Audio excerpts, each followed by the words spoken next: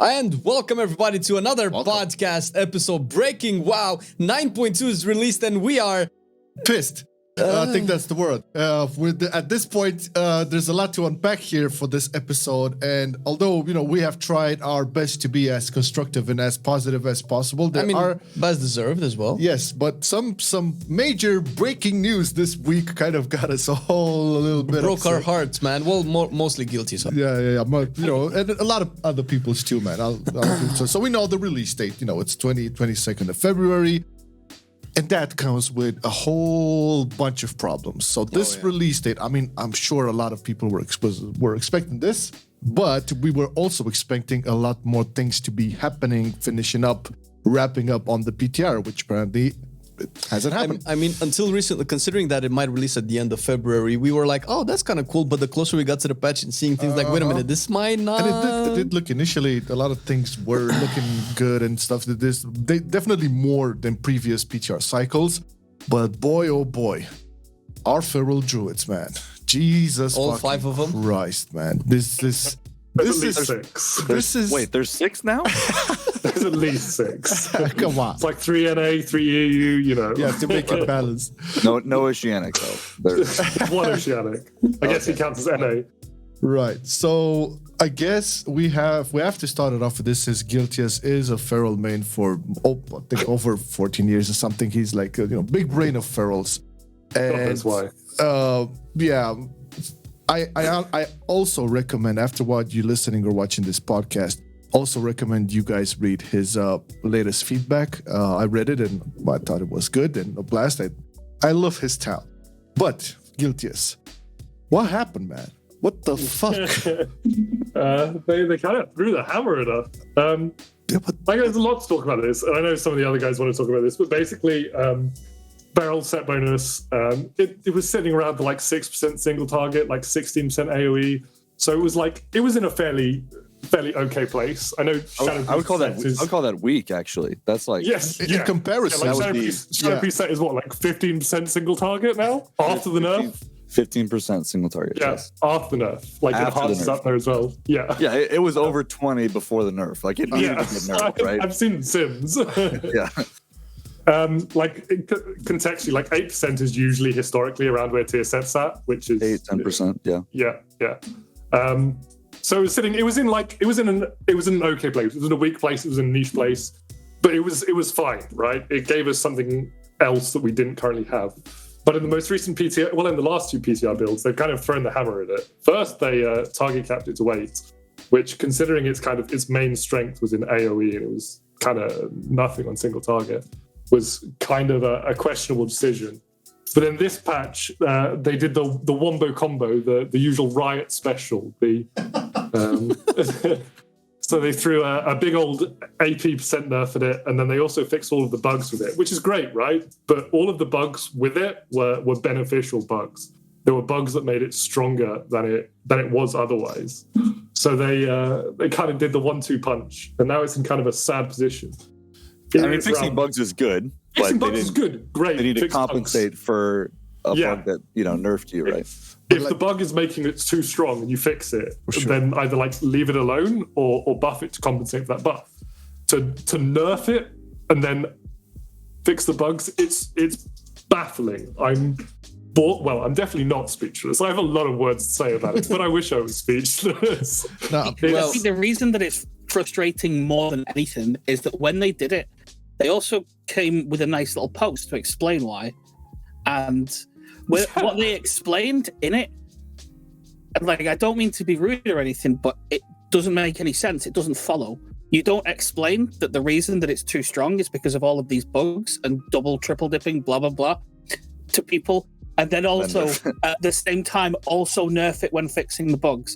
Because the way that it follows usually is if you're fixing a bug that's making it too strong, that means that where it was with the bugs was where you want it to be. So now it's weaker from fixing the bugs. So you need to buff it, not nerf it. It's baffling. It almost feels like there's whatever internal tool they have that tests how good something is. Because we know they have something, right? That does some whatever testing of how strong something is. Clearly, there's something wrong, right? it's baffling. And like, it's such a frustrating position to be in, especially as it feels like Feral just hasn't been looked at for the entire expansion.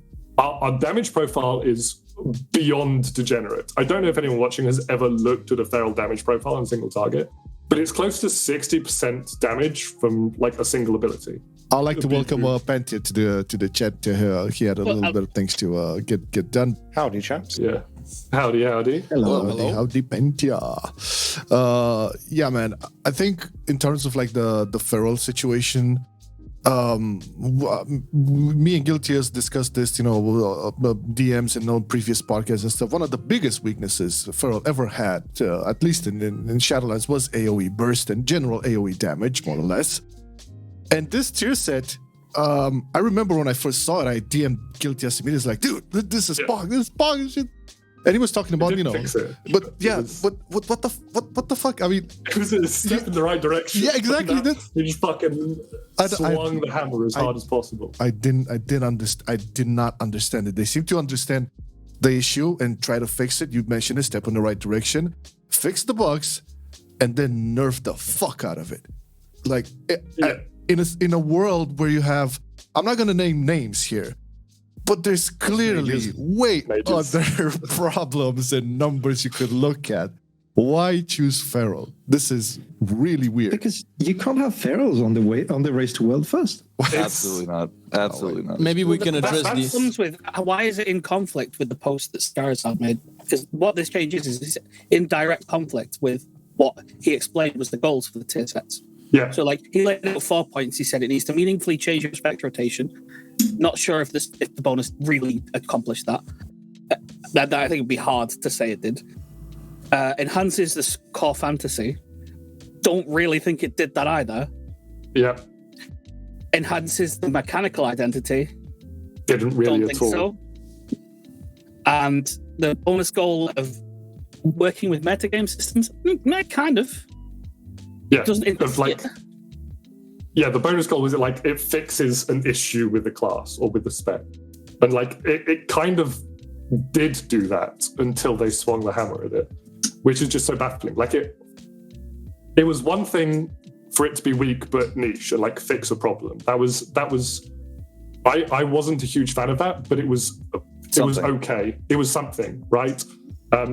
I think it's generally better to use set bonuses to enhance the strength of the spec rather than to band-aid fix it with set bonuses, because then it feels really bad if your set bonus is a band-aid fix to a core part of how your spec plays, and then you don't have the set until week 4 or whatever.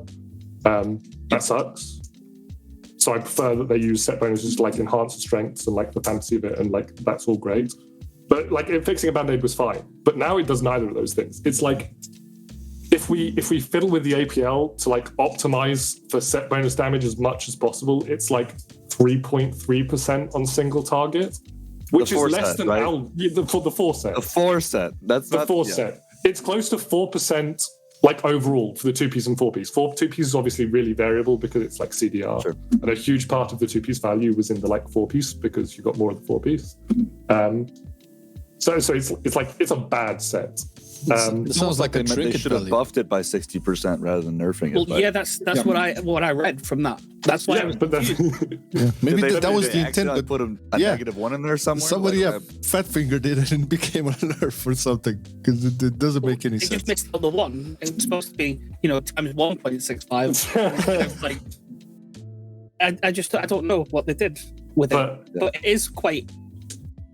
I don't want to use charged language, but it's kind of embarrassing to miss the mark that hard with a change like that. And I think, in my opinion, specs like Feral should just be better. If a spec is not very popular, it's okay to give them a set bonus that's 15% damage increase, I think. Maybe it screws over race to world first people a little bit, but at the end of the day, the majority of the people playing the game are not in that population. I think it's okay to go a little balls to the wall for some specs that don't get a lot of play. And definitely not the opposite, right?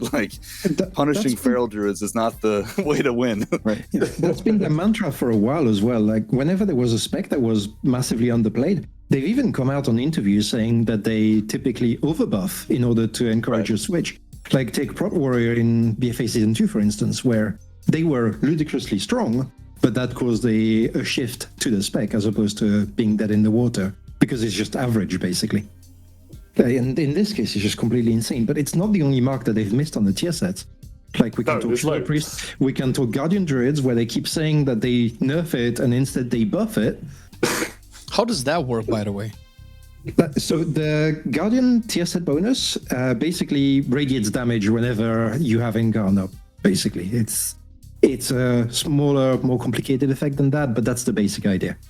And before that, it did not interact with any legendaries or anything like that, and it was not hasted and not whitelisted. So they nerfed the AP coefficient. They whitelisted it, so it benefits from all the Guardian effects. And the net result is basically a gain of 500 to 1k single target DPS for Guardian, by the way, which is already simming at like what, 8.5, 9k DPS? Yeah. And also a net, I think it's a k and a half to 2k extra HPS. Like, it's batshit insane in terms of tank balance. I mean, so they fixed some bugs with it, is what you're saying. They fixed some bugs and with didn't, it, and they didn't compensate a nerf massively enough. underestimated, basically. Got it. Yeah. My I mean, worry is that they went in and fixed bugs at the last possible moment Yes. for these things, because now the patch is locked in. We can't do anything else to retroactively like change anything now, and we couldn't have ever tested it properly. So the data that they've got is already poisoned. So they're now I think like this is kind of the flying problem by with the PTR, right? the Like, patents. if like, why do we have a PTR? Yeah. Right? If this is how we're gonna, and like, I'm not saying that to be like super critical, right? Like, they could just not have a PTR, right? Like, and I think maybe there's a problem with like expectations, because I think all of us on this call would love to hop in, test trinkets, tier sets, Yeah. judge raid testing for class balance. But I think at the end of the day, that's not what Blizzard has PTR for. And I think that's like, we're just kind of disappointed, I think, because like we have all this time where like they effectively have free testers, you know, that will do all this work. What I view the PTR for us is, well, for them, is they want it as bug testing, which I think is a very noble goal. They do need widespread bug testing, but in that case, then when bugs are identified, they shouldn't stay there for like month, 2 months, and then fix at the tail end, because everyone can do the like noble comparison to other games that, you know, release fine without PTR, but WoW is really complicated. There's a lot of different things going on, and bug testing is the one metric that they can absolutely abuse all the PTR feedback from. They just need to do it quickly so that all the extra data afterward is useful. Yeah, like on the note of, you know, things not being tested on PTR properly, there's just a huge opportunity cost of, you know, do I take this item from my vault or not? Because that's an entire week of loot potentially wasted in either direction. If you look at it and think that's weak right now, I'll take it just in case it gets buffed. What if it doesn't? You've just wasted your vault. And likewise, if it's really strong, you know, your best shot there is to take it for that week's worth of progress. But then if it gets nerfed next week, it's just an awful feeling all round. Yeah. Anyone who's worked in software ever, any kind of software ever, knows that frequently when you are fixing bugs, you introduce new bugs.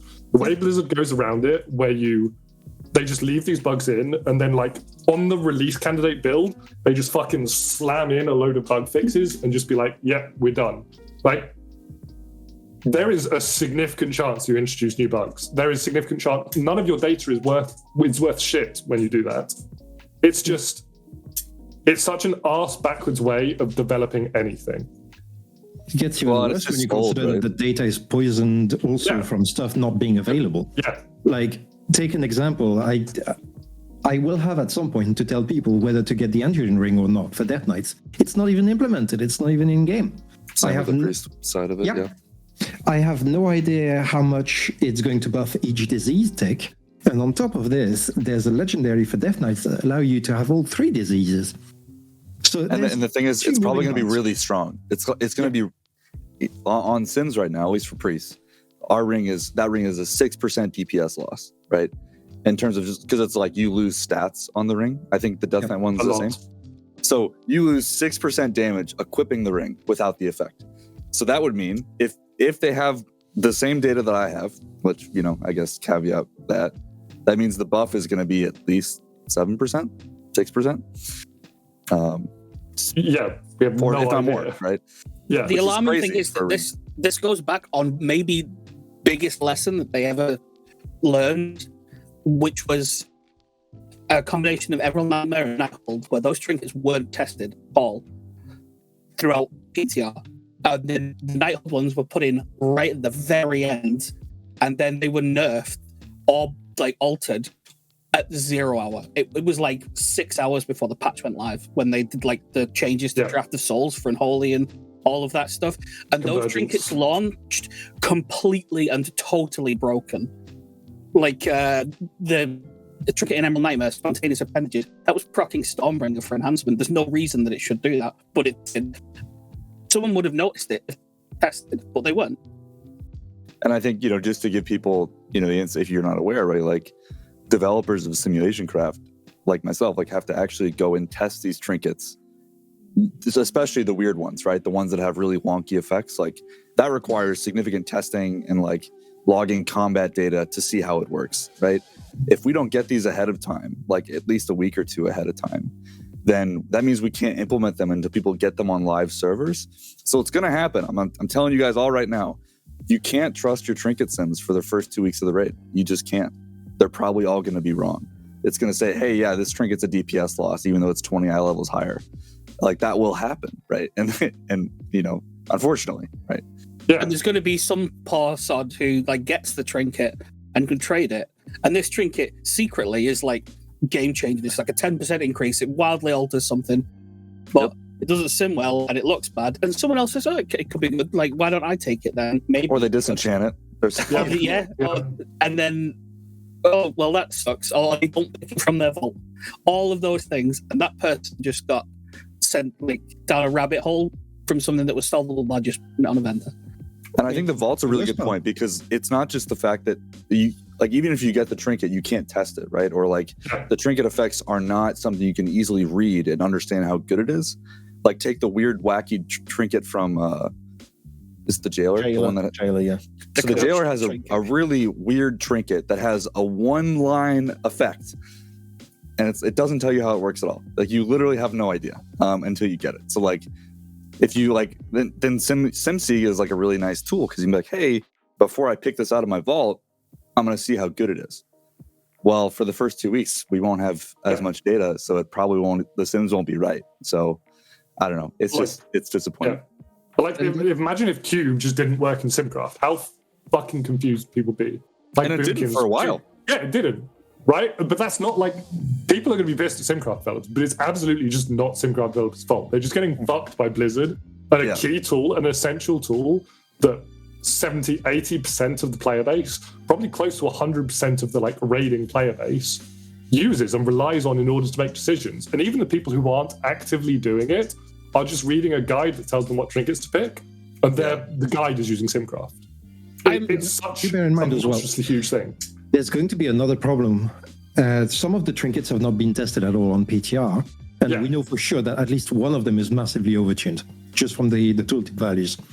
The one where you bond to another Covenant person or whatever it was, and you gain extra stats. Like that thing is easily 30 or 40% above what it should be, and we know this. It's like 10 times higher than it should be. If you It's count like the raid 1,000 benefit. stats. It's 1,000 for you, right? Yeah. Yeah, but you could easily cut one, is it like a full digit off that, Yeah. and it would be like equal to Gland. That's how much stronger, and Gland is already good.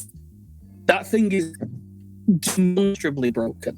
Well, it also buffs your raid, right? Which I think is the other exactly. And part that people too. aren't talking about, is that like not only is that trinket specifically bonkers good for you specifically, it also buffs other members of your raid that are the same covenant as you. And I know people don't, it doesn't affect my DPS, so I don't care about it. But like, But it does. it's massive, 'Cause You're right? gonna have groups. You're gonna have a group of Nightfare, a group of Venthyr, a group of Necror, a group of Kyrian, and like that's just how your raid is going to be structured in terms of groups, which is going to piss off healers. But and then somebody is going to basically showcase it at some point in a log somewhere, and then it's going to get destroyed. which is way less fun, right? Like, Yeah. I mean, imagine like- you pick it from your vault, and then it gets nuked overnight, and you're like, "Well, thanks, game." I don't know, like you can give a pretty clear guess. It's going to just get cut by 10, like by by like a factor of 10. Yeah. But Yeah, but most people will you just not like have take really this. you can have really weird situations. Like, what happens if it is there like that? And then it goes, right, well, it's valuable to have everyone be Night Fae in the melee group. So that means that you're not Night Fae, so you don't get Wind Fury. It's just it's so fucking confusing. But that trinket doesn't even pass the eye test. Like, it doesn't even vaguely pass the eye test. Nobody should look at that trinket and be like, this is a reasonable number. So why the fuck has it sat on PTR this entire time? That takes like one person like 10 minutes to go, that number doesn't look right. Maybe we should reduce it. And again, we're being really critical, and I think specifically because we now have a release date. So there was a lot of benefit of the doubt that you can afford Blizzard. That's like, hey guys, there's no date announced yet. The build is not a release candidate build. So like, maybe they're still working on it. But now the build is a release candidate build. We have a date in 2 weeks. Now, granted, while the patch comes out at the end of February, the raid doesn't come out till March, whatever, right? So we've got 3 weeks until raid. And that's also even delayed. Like the last 3 bosses are not going to be available for another few weeks after that, right? So, it is staggered. So there is technically still time to tweak some of this stuff. But I think what we're saying is that, the window now for PTR testing has shrunk considerably. Yeah, there's a doomsday clock now. Yeah, I mean, it's like, why? I think people talk about kind of meme about this, right? But people say, well, yeah, it's usually better to join and start a new patch like 3 weeks after it launches, right? Like, or a month after it launches, because then all these things are ironed out, right? The most of the things we saw up until this point were very, very positive. And last episode we missed them returning back to tokens. But we had a little bit of a chat in our little group here. That was like an amazing change, and it was like clear that they were kind of like listening to outrage and stuff. At some point, I don't know exactly how they do this, but from what I know, I think it was last night, a candidate build. Now, are candidate builds the final ones, or where's what? No, okay. So the point of a release candidate, it's like normal software, basically. The release candidate build is something that they know can be launched on Realms. It does not contain the final thing, but it will not crash. It will not do anything like untoward, basically. As far as they are concerned, it contains the systems that will launch, and the rest is basically applied via hotfixes. Okay, so is there a chance some of the concerns might get addressed up until... Yeah. I mean, I'll give you a simple example. They hotfixed in the entire shard 3-word, rune word, whatever upgrade 1 day before the actual patch in the release candidate itself. So the release candidate is basically the build is stable. That is all it means. Cool. I mean, we can also talk about the fact that the actual season and the raid release are going to be a bit later than the patch release. And I want to circle a bit back to, I think, before starting recording this. Where do you guys think their philosophy is on actually addressing class balance, tuning for external pod and stuff like that? Because I know they didn't address talents, but looking at Resto Druid, they did change a couple of talents for 9.2. Is this like the only example? There's a couple of talents that changed for a small number of specs, but like most of this patch has been basically borrowed power and external systems. Yeah. There's been very, very little in terms of class changes. And it's becoming problematic, particularly for tanks actually, because the divergence between tanks in terms of throughput, offensive and defensive, is just widening every patch. So it's going to turn into 2 problems. The first one is there's going to be threat issues even between tanks in a raid. And the second one is there's going to be threat issues between tanks and the rest of the group. That's never fun. I think it's clear this patch that they have done some class changes, right? But I think it's specifically been targeted based on the tier set.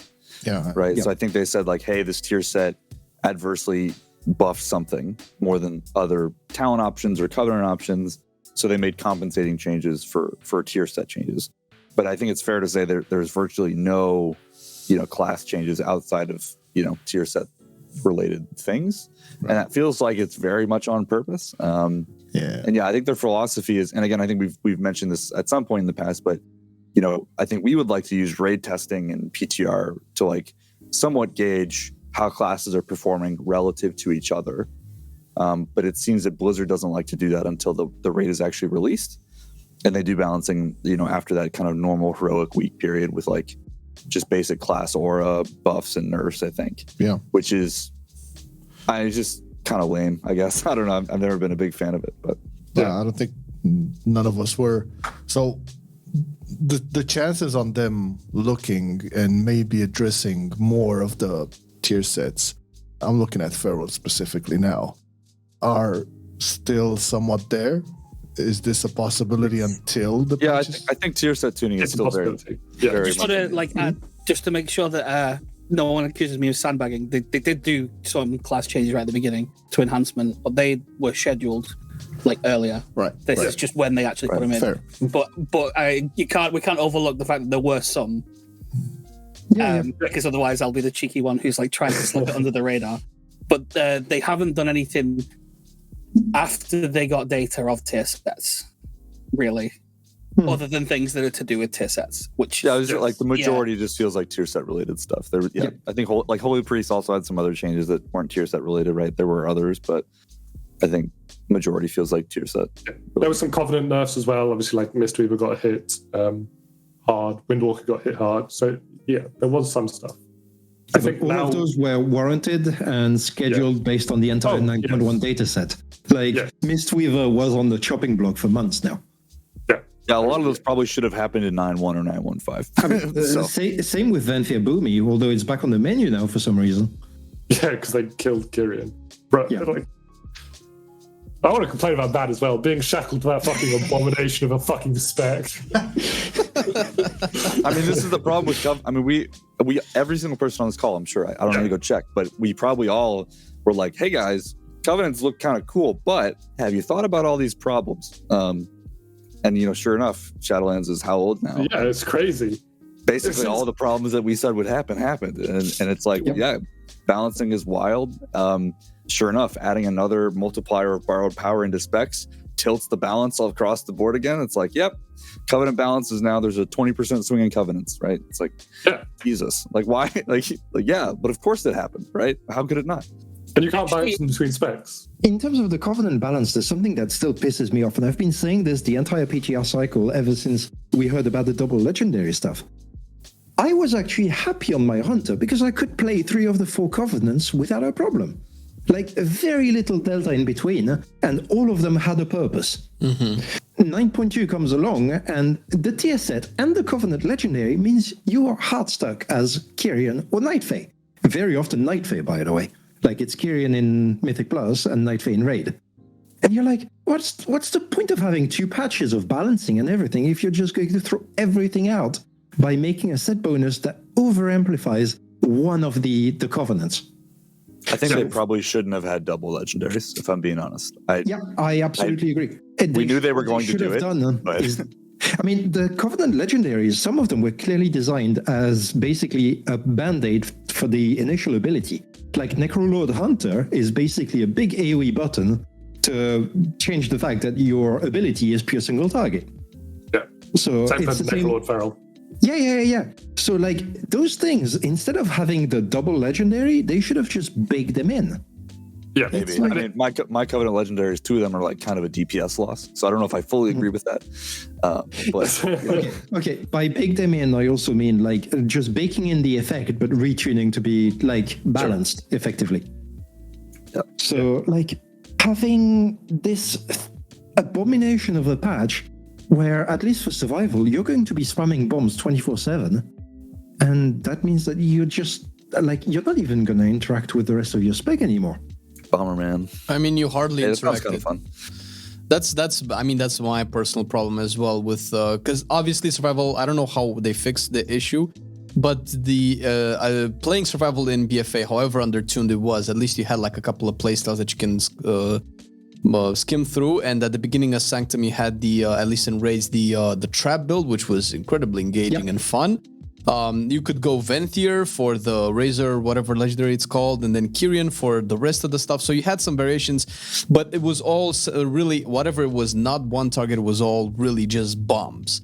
Nothing else. And now you have even more bombs in the tier set. And although bombs are great, bombs are the only thing that they can perform on survival. And I think that's maybe the reason why they did it. They just couldn't figure out a way how to fix the spec. Because, I mean, it might sound a little bit shitty, but I don't think they're playing survival to any extent, at least not in raids. They just went for the safe route with the bombs tier set that just deals more bombs, makes mastery even less of a thing. So with that mindset, like I'm really not surprised when they miss the mark on a lot of other specs. It's just a little bit sad, I suppose, since I mean we're not the only ones feedbacking everything that gets put out there. Like Public has been doing like a stellar job ever since I started reading forums. Right. Yeah, I mean, I'm waiting for them to have the demo lock treatment from WoD with Survival Hunter and say like, yeah, we'd rather you just don't play survival. Right? Yeah, you're waiting for that. That's bound to happen at some point. But I feel it's going to happen soon. I feel that is for but I think right like there's just too many systems, just straight up. Like and they're putting themselves up with an impossible task of like, yeah, of course you can't balance 4 covenants, tier sets, 2 legendaries, soulbinds, conduits. Like, of course that's a mess to balance, right? Like it would be hard for anyone. Don't do it. I don't know a single person who actually likes this depth. It's too much. Because the depth doesn't exist even. Yeah. Like take the survival set bonus. It's completely parasitic again. Like, yeah, sure, it's more bomb damage. What does that do? It puts you higher on details. That's it. Yeah. Like you don't interact with it. Well, no, you interact, but only if you pick a certain talent. Where like survival has a talent that turns the bombs into 3 different bombs, and one of them allows you to get kill command resets, and the kill command resets are what triggers the tier set. So when you get that bomb, you spam kill command. Yeah. It's very engaging. I do want to I'm very conscious that Marcelino and Flame, they have a time limit, and I did want to talk about the other major issue we have right now, which is the release date and how fucking bad it is. Actually, before we go on to that, can we maybe talk about how like stuff gets nerfed, basically? Yes, so for sure. The reason Feral got hammered is because of a clip from Psy. And like to be clear, because I've seen people actually blame him and like it's not his fault. No. We love it's Psy. Not his fault. We love he did Psy. Nothing fucking wrong. Yes. Let's make it clear so we don't get. Psy's a good dude, and the clip. Love Psy, like, great. Yeah, there was a reason for the clip to exist. In that, yeah, sure, it's a very like it's one of those things where you take it out of context and it looked completely nuts. Like Feral being top DPS by a lot, but at the same time, you have Frost Mages doing 40k DPS on average in the key. Like the fact that Feral manages to do 100k plus on like 20-second pull is nowhere near the biggest offender in Mythic Plus. So somebody at Blizzard saw the clip, saw Red, and was like, "Let's nuke." Yeah, that's and this isn't the first time it's happened. Like I know Word Up has a big example, but stuff goes viral by Word Up. Stuff that's existed for ages and has been reported and has been fed back exists, and it's fine. And then it gets like a one Reddit clip or one Twitch clip or one whatever that goes viral, and it's like fixed within 24 hours. It's so fucked up that if you want something fixed or you want something, you actually just need to like get it to go viral. Or like if something goes viral out of context, that shit's getting hit with the fucking hammer. This works for exploits as well. Like my favorite example is something that I personally reported back in Shadowlands Alpha. So for those who don't know, in early Shadowlands up until I think 9.1, there are some open areas in Mythic Plus that have things where you can fall to your death, basically. But the thing that was not known to many is you could actually mind control mobs, turn them friendly that way, throw them off the edge, and gain percentage, like actual mob count, by just throwing them off the edge. And like a couple of people knew about this, and like we all reported it, and some people did it on live, but it's only until I can't remember who it was. I think it was Hippo, who did it in Sanguine Depths. The clip went viral and it got fixed within 24 hours. Even though the worst part is it wasn't even the biggest part of the exploit. Because it's all fun and games to just throw a Devour or two off of Sanguine Depths. Like, it's largely irrelevant. The real big part of the exploit is when you went into Halls of Atonement and you took the Collectors, which are the most dangerous mobs in the shard pools, and throw them off the edge. Yeah. And honestly, it's really sad because like that was the most utility Priest could offer a key, right? And now it's gone. So But it's fucked up that it just gets neat. Like nobody at Blizzard, or like, okay, that's maybe harsh. Maybe somebody at Blizzard is doing it. But the majority of nerfs aren't based on like looking at the data and looking at how something is working and like, is this out of line, and like actually looking at the numbers on it. It's like, it's seeing a Twitch clip that's gone viral in like the latest Twitch compilation where something looks weird and just like throwing a hammer at it, just fucking for an end game. Meanwhile, there are so many things that fly under the radar because they're not like eye-popping DPS values. Take again Frostmage as an example. Like even on live at the moment, Frostmage is nuts in Mythic Plus.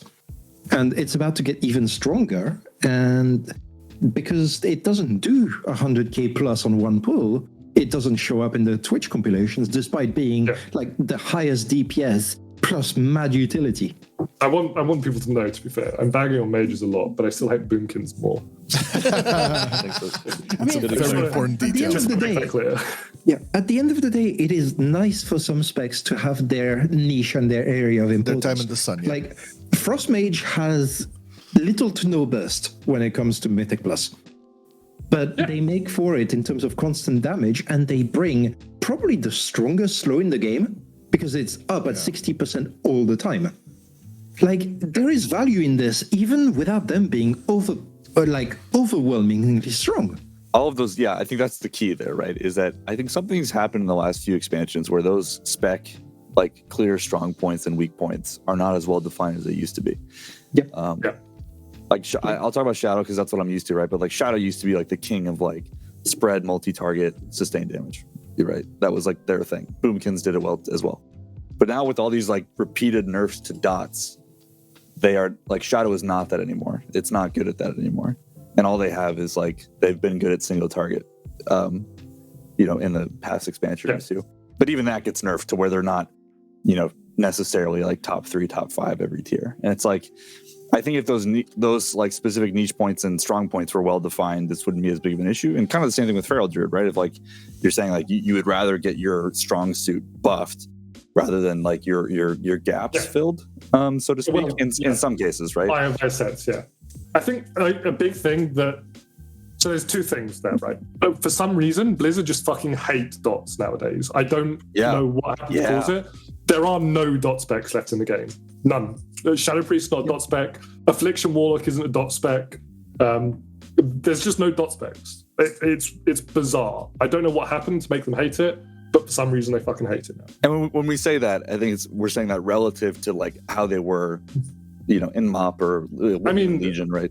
I don't even know if I mean that. Like, classes have like 20% of their damage of dots at most. That's not really a dot spec. And a huge part of how they play, or how when people talk about dot spec, it's like how it plays. It's all about the maintenance.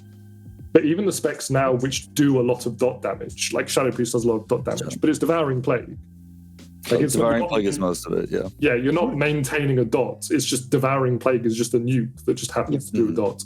There's no difference if it did direct damage or if it did dot damage. They did the same for Affliction Warlock, because Malefic Rapture is the bulk of their damage, but all it does is require dots to be there. The dots are just like things you put on a target and that's it. And that capping UA to one target is just like, excuse me, what?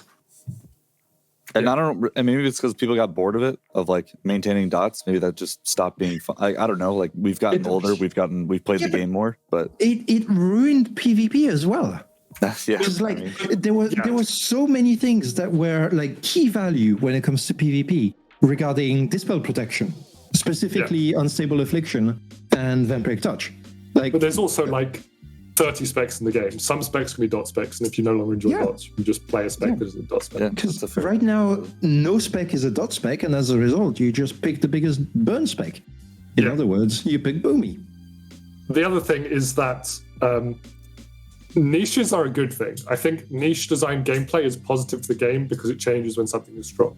I think a problem with how niches are approached in WoW in particular is that if you have a niche that isn't single target, you are going to be a good spec.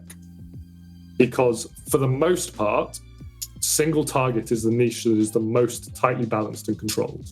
So if you are a not single target niche spec, odds are you're only going to be like 10 12% behind a single target niche spec, except you're also going to have that other thing that you're really good at. Like, look at Boomkins. Boomkins' niche is clearly like spread AoE with how Starfall works and with an emphasis on how Starfall is. But they're still just good in single target. It's just or like AoE specs, like Windwalker gets kind of fucked systemically. But for the most part, if you're a good AoE spec, you're probably also a fine single target spec. And you just get to have both those things. Whereas if you're a good single target spec, odds are you probably don't have good AoE at all. Are you running into the same problem in your Discords of people coming in asking about what Covenant to level? Specifically, Yes. only one, though. Because what I feel like it's quite literally an example of the you think you do but you don't thing happening live with players. They said it'll be great to unlock Covenants. I personally, huge fan. I'm really glad that they unlocked them. But people will come in and will go, what Covenant do I level for the next patch? And you'll tell them, well, they're all good. Yes, there's a degree of that. People want to be spoon-fed. And personally, I think that unlocking it is better. But I do agree with his point that there is an issue now with people not being happy that they can't just get someone to tell them. Well, they were also trained for the last year and a half. Yeah, exactly. That there was a choice. Be a best one, yeah. Or had to be a best one. And for some specs, like Shadow Priest was actually a pretty good example. Where like the Covenant balance was like plus or minus 2% for a lot of the expansion. And like it actually kind of didn't matter. Like you could kind of like you should have probably just picked Night Fae on prog because you got Soul Shape, right? Yeah, like it was worth it for Soul Shape. But there were also some specs in the game that were like, yeah, if you don't pick this Covenant, you're trolling, right? And I think that just conditioned people. And people, they're here to min max. People like doing that. The expansion launched like this, and a 2-week lockout, like it actually prevented you from experimenting. Yeah. Because like Blood DK, for instance, had basically all 4 Covenants viable all the way through the expansion. And the problem with that is they have different playstyles. So even if they were all viable, it was stupid to recommend to somebody to just try it out. Because if they don't like it, they're stuck with it for 2 weeks. So for the entire expansion, I was telling them, if you want to experiment, go on PTR, copy your character, try it on PTR, and see if you like it on live. But that brings the problem of, well, nobody goes on PTR to test things, so you're stuck in open world content. Now that everything is unlocked, people have been trying other things, leveling other things, and now they just expect it to somehow revert back to the state where one thing is overwhelmingly better to the point that nothing else matters, and it's just insane. This goes back to I think the dev interviews that Ian had with Preach, where Preach was saying, people like to optimize and be the better. And I don't know, what was the argument that people just play whatever is fun and whatever. Ian pushed the RPG thing. Like we have to go back to that RPG shit. And I remember that one. Yeah, and Preach basically said, no one what cares. What the fuck? That's total bullshit. He was lying. Yeah. They don't push the RPG thing. If they were pushing that, they wouldn't have put power into Covenants. Yep, Yeah, Straight absolutely. up. Covenants would have been a cosmetic choice. And I think the player base would have fucking loved it. Yes. Dude, imagine if you had... No, I even disagree with that. They could have put the utility ability locked behind your Covenant. And I mean, I think that is a compromise, I think. You're saying like Soul Shape and stuff? Yeah, like you could have, for instance, Soul Shape was locked to your Covenant, but the main ability you could change at will. That would have flown completely fine. Yeah. Yes. But it would have been more honest to a traditional RPG than the fucking abomination we got. Yeah, absolutely. And it could have been so sick, right? Like, think about, and I guess Shadow's easy for me, right? But like, hey, you chose Venthyr. Hey, your Shadow form's now red. Yeah, absolutely. Or your Necrolord, it's now like oozing and green and shit. Yeah. Like, that would be sick. Like, don't waste time developing soulbinds and conduits. Give me that. Yeah.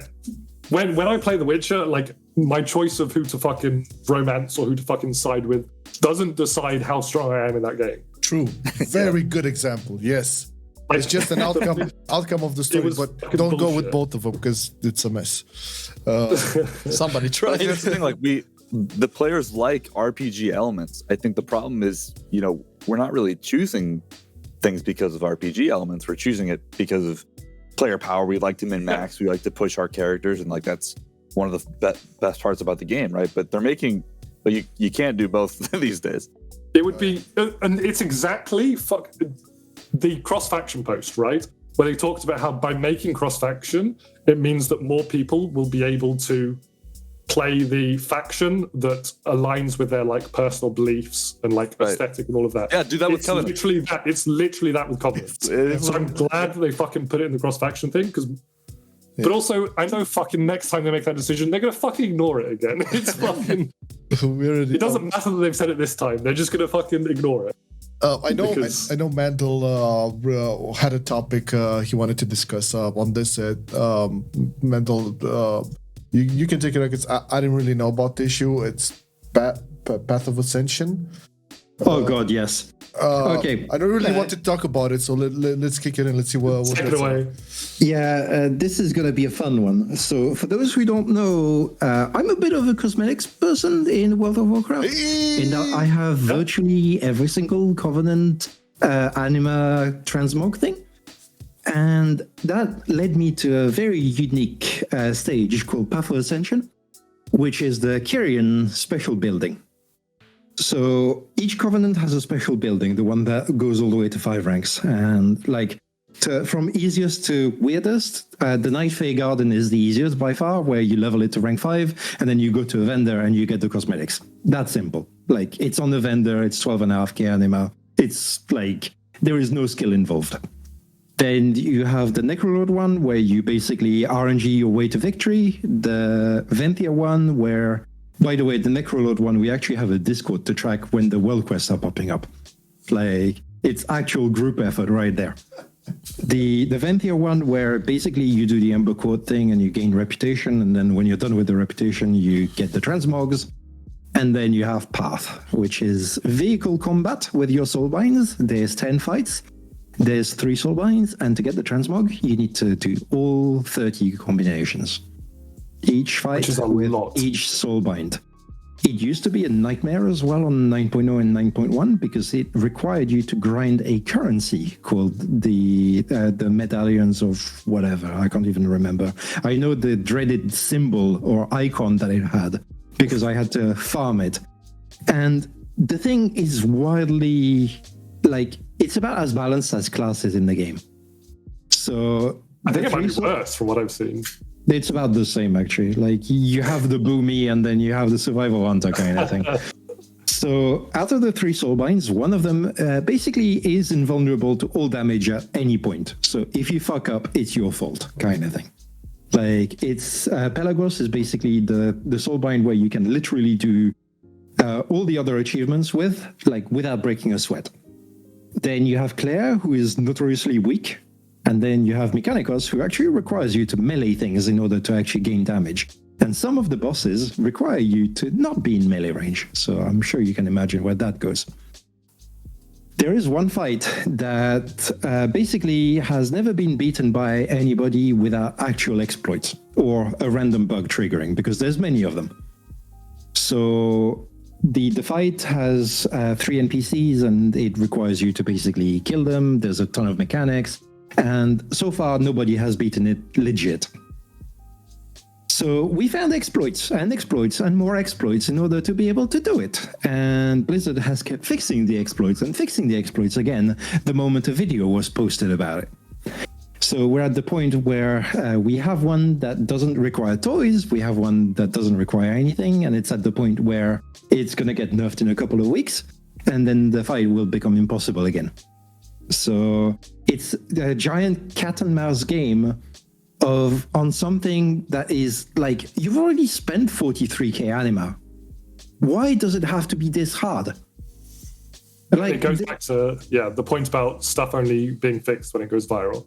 Yeah. Like, I mean, there's been so many exploits like this where it was doable, and then they got privately reported. And along with the report was also by the way, the reason we find these exploits is because the fight is way too fucking hard. So, like, clear description of the exploit, clear description of why the exploit was found in the first place, and they ignore the reason we found exploits for it. Like, it's not done for fun. It's done because there is a need for them. And they just fix the exploit and just go on with it like it doesn't matter, kind of thing. So as a result, it's on par with the Hall of Fame achievement in terms of characters actually having it. Wow. Yeah, I think it's just like their philosophy with like game breaking bugs and balancing is just a little, I think, off. And I think there's just a lot of friction with the player base with it, right? Like I think they either need to take the approach of, okay, we take bug reports very seriously and we're going to hire, pay, and treat our QA people very well, right? To fix these and find these bugs. And right now they're not doing that. And it kind of feels like they're taking a more like half-assed approach to bug fixing and kind of just waiting for it to get out of hand and then intervening with something, whether or not that's the right fix or whatever, right? Or again, do they add some kind of compensating buffer nerf to something that had a bug fix, right? Yeah. They just swing the hammer, basically. And the hammer very often misses. Like, It's a big part of like player frustration with like fun detected or yada yada and memes like that. I mean, take a good example as well. Like back in when the time Path of Ascension required one of those currency items in order to be able to even participate, we found a way to dupe that currency. It never got fixed. And you reported it, right? I mean, this is not Yeah. We reported it, but it was triggerable by accident. That's the worst part. You could actually trigger this bug and therefore dupe your currency by accident. Now, I don't know about you, but I'm kind of iffy on things like this because, like, I don't want to be banned for something that happened by accident. The fact that these bugs are allowed to live for so long and then suddenly get fixed. By the way, none of them ever got put on the hotfix notes. Like That's another. Yeah, bug fixes. They've stopped putting them in there in general. I think, which is, I think, disingenuous to like the developers' time spent fixing them because I think they should be rewarded and highlighted when they do that, right? Yeah. It's the whole we don't talk about bugs because they're a failure, whereas in reality, fixing the bug is a success. It's for sure. It's completely inverted mentality. Like having bugs and fixing them is a positive thing. Especially owning up to them, right? Like, and like I made a lot of bugs with SimC, like, and you know that could be categorized as like, we told people wrong information, and it's like, you gotta own up to it, fix it, move on, and try to get better, right? That's what you have to do. Everyone makes mistakes, right? Yeah, I work in software, and like it's the same thing. I've released a bunch of bugs and everything, but like it's not even about owning up to your bugs. It's like the bugs happened. Like typically when I release something that's bugged, 3 layers of people were involved at the very least in verifying. Right. So it went through 3 people and it still went through kind of thing. Like nobody saw it. So at this point, whose responsibility is it even for the bug? Yeah, and I know they're also raid bugs as well. I don't know if Pantheon wants to chop in with those as well because those are all over the place too. Yeah, there's like a lot of negative raid bugs that just get left in. So probably the biggest one that I've been aware of is on the Zoth, where the tentacles would attack people based off of your character's database value. That happens a lot. Yes, GUIDs. Yeah. So when this was kind of identified, it was flagged up, reported, and nothing happened with it. There's been so many cases of this ID number being used and strategies essentially being built around it. So the fact that you know that somebody's always going to take 60% of the damage from this mechanic. So, for example, in Freehold, the barrel that would be thrown on a player to disorient them would work off of this value. So if you knew this information ahead of time and you knew who in the group had the lowest value, you could line of sight the cast every single time, never deal with the mechanic. And loads of these just get left alone. And for the Zoth one, whether it's coincidence or not, when Elitist Jerks got to that boss, a week after their first raid, it was fixed. Now, is it coincidence? Ding, ding, ding, ding, ding. This was a big theme in BFA. You could consistently predict when a boss was going to be nerfed or bugs with it were going to be fixed by when Elitist Jerks got to the boss. Yep. We had people tracking Ion's progress to see when they got to bosses, so we knew when things were going to get fixed. And just for context, TK or Elitist Jerks is Ian's guild, by the way, if that wasn't clear. So the lead game designer of WoW, his guild. That's what we're talking about. But that cannot be the case. Come on, I don't want to live in a world like this, man.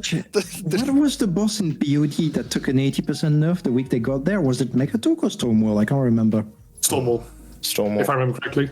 I don't remember. They both But, got yeah. nerfed several times, right? Like, I mean, Yeah, but like, that raid had a ton of nerfs. I know where yeah, this is but going. one of them got properly destroyed the week EJ got to it. Stormwall. So it kind of just mean- it became a little bit of a meme, but also that is a good indicator of when an average guild would reach the boss as well. So it could Yes, be seen either That's way. true. Like when they've had the bug reports for months and they didn't all they did was sit on them, that's when it becomes a problem. Especially for something like N'Zoth, where you knew that one person in your raid, systematically the same person, by the way, would be taking the dick. Yep, and you also had this happen this tier in Sanctum on Remnant, because the order the dispels would happen was based off of this value. So you could mass dispel and have a safe set of double knockbacks every single time, no risk whatsoever. Completely trivialized the mechanic. And I think they've now gone back and fixed a lot of that, right? Yeah, And they did. They fixed yeah. it like week 3 or something. They fixed it really early. And They didn't fixed they it come and out and nerfed the say boss that at the same time. I thought I read somewhere that they're like, hey, this GUID thing we're going to stop using, or did I imagine that? I don't recall that post, but hopefully Behind the scenes, they have a scheduler for this. Like, it's relatively well known in that most of the encounters that are done properly, the order of things changes every pull. But there are some of them that just don't. And like those get reported, and the problem is they never get acted on until it's too late. Until strategies are formed around it, and then it's too late. Right. People have invested time into certain raid comps and stuff specifically for it because they've seen the race to world first. They've seen hundreds of guilds do it, and it just becomes a normalized strategy at that point. But are we seeing anything in Sepulchre? Pentia, from what you do we see something like this currently?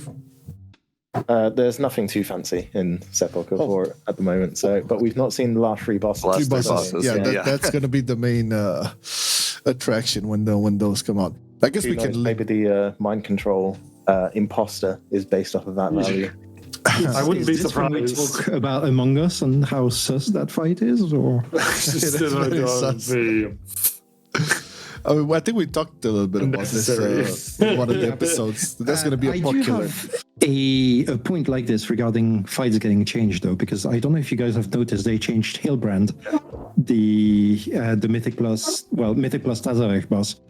I think it was 2 builds ago, where they changed how the console works, and they've made the fight like easily 10 times harder than before.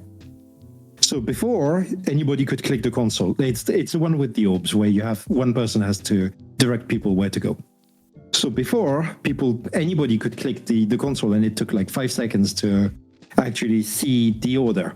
But now, one person can click and it locks out the console for 15 seconds and only that person can see the thing. So it went from a fight requiring communication to a fight where somebody can troll you by sprinting to the console, clicking the thing and ruining your key. It sounds like Mechatork, man. What do you mean? Yeah, but it's mechanics like this that belong in hard mode. The reason being that you can't expect this kind of coordination in a +2. It's not possible. I mean, they put that mechanic in LFR though for Mechatork. I mean, Yeah, the boy, Mad Men. No, that that's is troll. not true. You could see the symbols on Mechatork. I mean, sure, yeah, it was easier, But yeah, still, but but Yeah, still, but you could see your own symbols up until heroic. the point I was making is that the mechanic is trollable though in LFR with Oh yeah. 30 whatever people. But if on LFR, the only thing you could troll is yourself. Same thing with normal mode. Because you I could think see your it's own not a good thing symbols. either way though, right? I think we're Yeah, saying yeah, that we, building things like that are inherently trollable or not fun. Like I think making something hard and challenging can be really rewarding and exciting, but making it, destructive or frustrating is not the It's answer. not the way. and with all this, we got to link it to the release date. All of these, right? we talked about a bunch of stuff, but the main concern now, and again, I don't think this came to anybody's surprise. I think a lot of people were expecting this. Have they done this release date because of the expectations? Are they actually? How should I put this? Are the devs actually responsible for this release date, or is there some upper up? No, who's deciding? absolutely not. It's I'd hope upper not. management. It's a Q1 release for budget, basically. Yeah. I was going to say that. What do you needed to guys slot say? it in sometime during Q1 in order to actually get revenue for Blizzard. Yep. It's literally that simple. It's for the shareholder stuff. And I think like back in the day, they had the polish, right? Like Yeah. they released stuff when it was ready, and Yeah. Blizzard was really well known for like the Yeah. polish that they put on their stuff.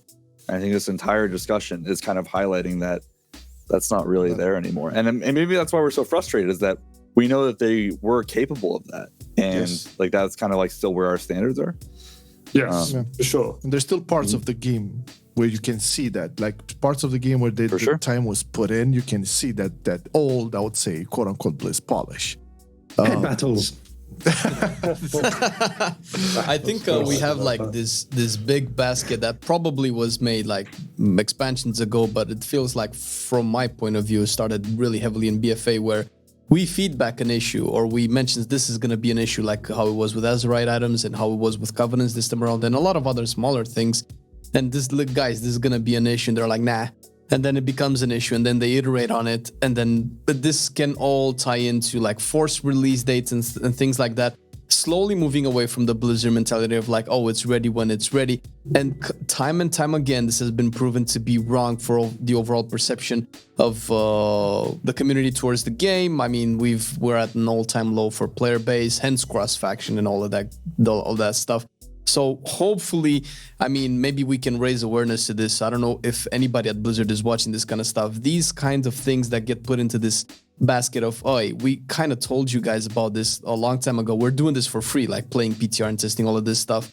What is it? Because you guys mentioned, well, all the bugs that you point out, and until they go viral, nobody knows about them, or at least nobody does anything about them.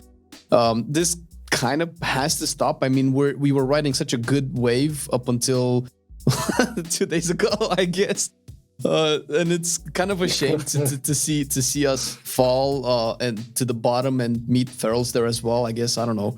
It's so much good is like one step forward and two steps back. So it's There is something important to mention, though, because as much as there have been many times where we were correct as the community, there have also been times when we were wrong about things. Oh, we have some really bad takes sometimes. Oh, for Like, sure. Yeah, we can yeah. take up to that. That's the same as everything. The problem is that there is no real discussion still, and stuff lands on PTR at the point where it's already too late. I think Azerite feedback was- is valuable though. Like saying that, Yeah. like, hey, this is frustrating. We don't like this. Yep. You know, it doesn't feel good because of this reason. That's always great, right? Yeah, I absolutely. think sometimes we make suggestions, and maybe some of the suggestions fall short, or maybe like I'm not saying Blizzard should always listen to all of our suggestions, but they should listen to our feedback. I think there's an also- unwillingness to experiment with things more. Yeah. I mean, it's not just that as well. There's also two dimensions. Like, Azerite was a cool concept. It could have done with a bit more time in the oven. Because, like, most of the Azerite trades were basically, well, you do a bit more damage. Conduits? Conduits are the same. Like, it's I know, it's I was- half-baked. It's like, they're fundamentally cut from the same cloth. But essences were really good.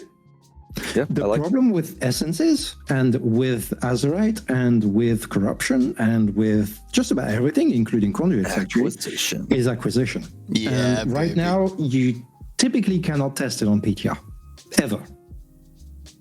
I think And what's the problem? Some of the problems with 9.2: acquisition of Yeah. tier sets, double legendary, conduit upgrades. It's the acquisition problem. It's the same thing. has this been Just a link all my council posts. Yeah. Even if a system is really good, acquisition can just outright kill it. Like, take corruption as a very good example. There were some really, really fun corruption effects to play with. Ineffable Truth, if you've played a Holy Paladin, like, that shit was dope. Twilight Devastation, kind of boring, but dope at the same time. Like, there were so many effects like that you can play on. But until basically the second half of the last patch of BFA, you were basically stuck because you were a victim of the loot system. I mean, same thing with like legendaries and Legion, right? Like I think Yeah. some of the Legion legendaries are remembered quite fondly by a lot of people, but not at the beginning of the expansion. You know, Yeah. like. But then once you could like buy the, you know, or RNG the one you want with a token, right? Like it's like, oh, I like this. Yep. And the resources that you required for the token were from every type of content in the game. So you could do whatever you wanted to actually get it. And like honestly, like Shards of Domination, I think would be looked upon much more fondly if the acquisition system wasn't the worst one we've ever seen, right? Yep. True. Like that's just straight up fact. You know, I think people were really harsh on it as a system, but and rightfully so from an acquisition standpoint. But I think, you know, they kind of, you know, that just paints the entire system as negative when the acquisition is rough. Yeah. I think I systematically mentioned this as well, and I'm trying to think back. I can only go back as far as maybe even WoD, but I'm hard pressed to find a system where its acquisition wasn't bad in a specific way, or at least made it incredibly tedious. There might be one or two that are missing, but I'm thinking, you know, the legendary ring felt a little bit tedious at one time in WoD. Then you had the legendaries in Legion that were so RNG that if you got the bad, what was it? You get the bad one, you re-rolled your character again. That obviously got fixed. Then we had essences, Azerite essences. Now we have conduits and shards and all of that. And it seems like every time they're adding this, they're making it incredibly worse by acquisition. I think maybe this is not their fault because it really, really, really smells like engagement metrics. Because they're just, I feel like a donkey with a carrot in my face. And they used to do it right. Like, I think Guild Master Loot with tier set tokens is probably the best example of like a good acquisition system. I mean, going back to essences as another good acquisition system, like, sure, it had the carrot on a stick effect, but at least it was a very predictable carrot on a stick. Like, you knew you had to PvP, I think it was 30,000 honor for conflict and strife, and that's it. Like, you knew the bar, you knew what bar you had to fill, and it was great for that, as opposed to Shards of Domination, where one person will end up with all 9 shards in their bags with nowhere to put them, and the other person will end up with the pieces but no shards, and like they can't combine powers, kind of thing. Conclusions, I would guess. I think we all feel that the 22nd of February is a bit too early, given the state that the latest build on the PTR was. Looking at specs, you know, tier sets, a lot of the gear that's in the raid cannot be tested. Also, we still have this big looming concern with the 3 bosses that are, I mean, so far from what I'm reading it from Panthea, you know, the bosses that he tested so far pretty okay, right? So at least we have that. If there's like no major, two of them have been completely reworked. Right. So it's essentially 5 bosses that haven't been tested. Oh, okay. Well, we have that. Let's say the Race of the Worlds first will be fun if we like to watch things burn. Spicy. Definitely going to be some interesting things over there. Now this is the thing. It's pretty hard right now to like try to make a positive twist out of this. I can only think of, okay, I really wanted to understand myself and also make people who are like listen and watch this understand what a candidate build is and how that's not like the definitive last build, and there's still some chances, maybe I'm, you know, stupidly optimistic here, but we still have some chances that a couple of other things might be addressed up until the final release date candidate, or at least up until the new season starts with Mythic Plus and the new raid and so on. But that being said, I think if anything, people based on that give feedback, right? Like now is the time. Like if you've been holding off or waiting for like the release candidate, right, to start like really looking at the patch, what's coming in it, like check out their videos that they've made on these topics already, right? Like, and if you see something you don't like, post your feedback on the forums. Be constructive. Like, don't be an asshole, but like they do read it. I promise. There have been very constructive things happening recently. Like, for instance, I mean, Panthea can probably cover it more than I will, but the Zeref Mortis reputation change was awesome. Yes. Yep. They've had a few really good changes.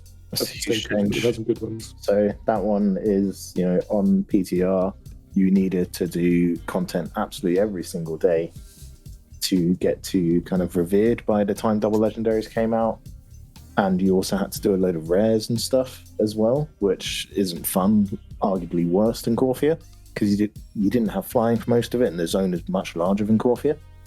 Now with the changes that they've proposed, if you do no rares, and you just do the world quest each day and the campaign, you will be revered on the week that you will get your double legendary.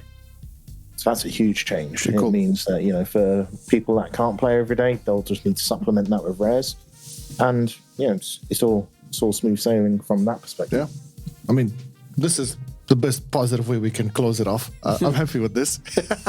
Let's keep going. We'll have like 2 more weeks to wait for anything that changes. I mean, hopefully this is, you know, one of the last times that they will rush anything, because they've gotten like plenty of examples of this, and there are still a lot of good things happening if you don't play Feral.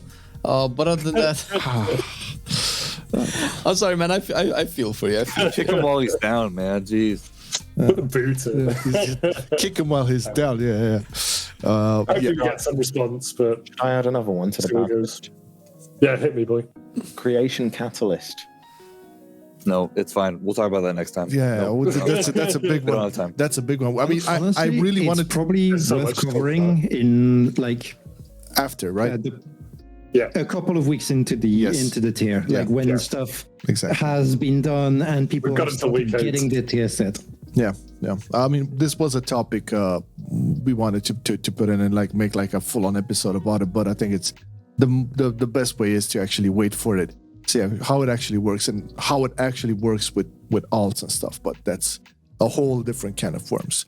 Okay, so people who are listening or watching, do remember to check the description on the YouTube and check out Guilty, check out Public, Mandel, Pantia, Technos.com, and Word Up. Unfortunately, for today's episode, Word Up had some issues with his internet, and we're sorry for the auto-tune segments or whatever. Hope it's intelligible still. We'll get him because you hear him a lot in the podcast. You know that, right? So we're gonna get him. We're gonna get him working on the next one, no doubt. And thank you everybody for listening and watching. Thank you very much. We shall see you in 2 weeks, more or less, if we don't have like a class podcast. We'll see. Yeah. But thank you. Thank you Have a very good much. one. Have a good one. Boys and girls. Hope you enjoyed. I've been loving it then, I still love it now. Still, I play WoW. Still, I play WoW. Getting better every day, let me show you how. Cause still, I play WoW. Still, I play WoW. It's getting harder to stay, but at the end of the day, it's a guilty pleasure, so just log in and play. Whether it's classic or retail, I'ma do a /bow. Still, I play WoW.